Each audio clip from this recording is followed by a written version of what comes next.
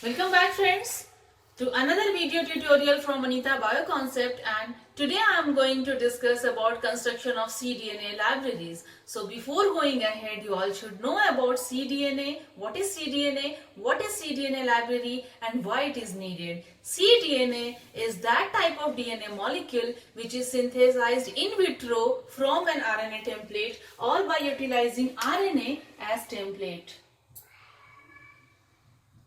So cDNA is that type of DNA which is synthesized from an RNA template or by utilizing mRNA as template.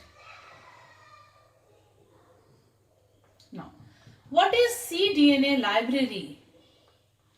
cDNA library is collection of cDNA clone, collection of cDNA clones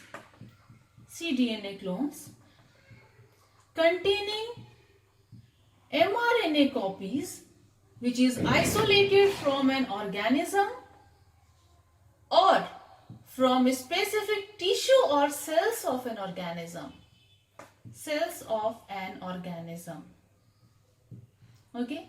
Now, why it is needed? What is its need? Why cDNA library is created? Why it is constructed? So basically, most of the larger genomes in case of higher animals or plants, the DNA do not encode for proteins.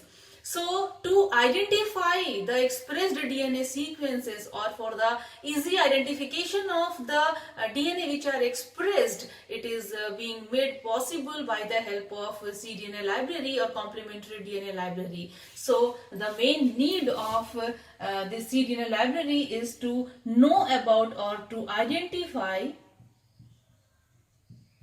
the expression of DNA sequences or expressed DNA sequences.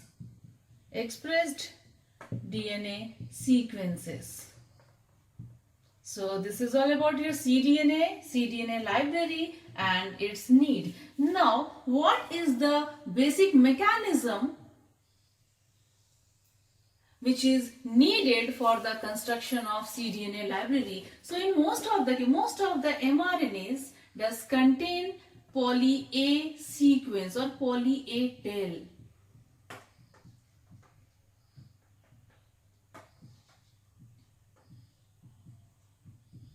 Okay, so if we add here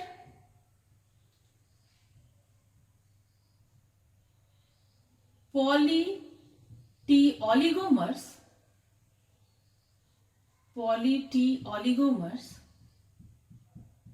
here it's added, and it will prime the synthesis of complementary DNA strand by the action of reverse transcriptase enzyme. So this is RNA here, mRNA here, having poly A sequence, and when further DNTPs along with poly T oligomer were added, then reverse transcriptase enzyme will, poly T will be added here, reverse transcriptase enzyme will synthesize or will extend this to make cDNA strand, and it will result in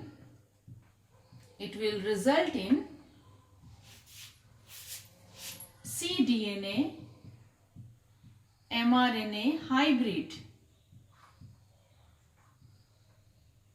Okay. Now, after that,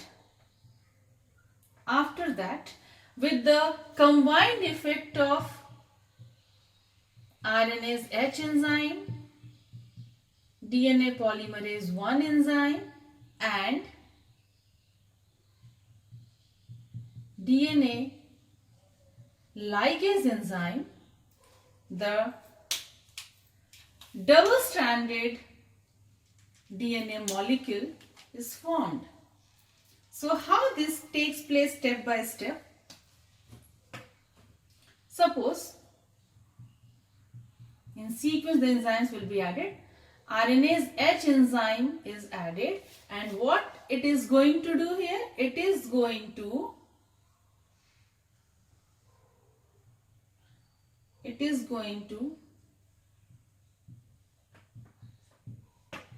degrade this single stranded mRNA, because RNase H enzyme is very specific for single stranded RNA.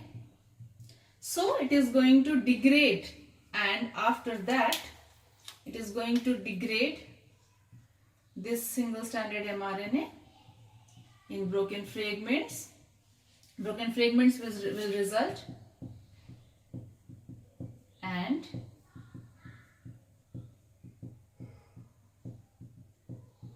these short broken fragments will act as primer or starting material for the synthesis of second complementary DNA strand, and it will be completed by the action of DNA polymerase 1 enzyme. DNA polymerase 1 enzyme, when it will be added, it will synthesize the second complementary DNA strand.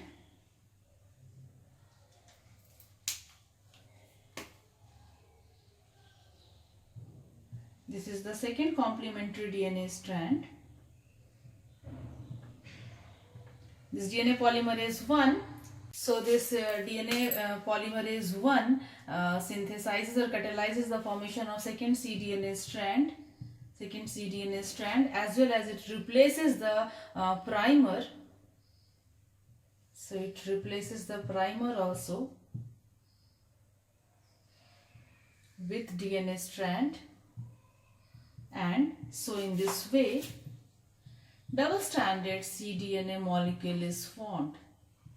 Double-stranded cDNA molecule is formed, and the gap which is created in the cDNA, in the single-stranded cDNA molecule, in the double-stranded cDNA molecule which is left over, this will be sealed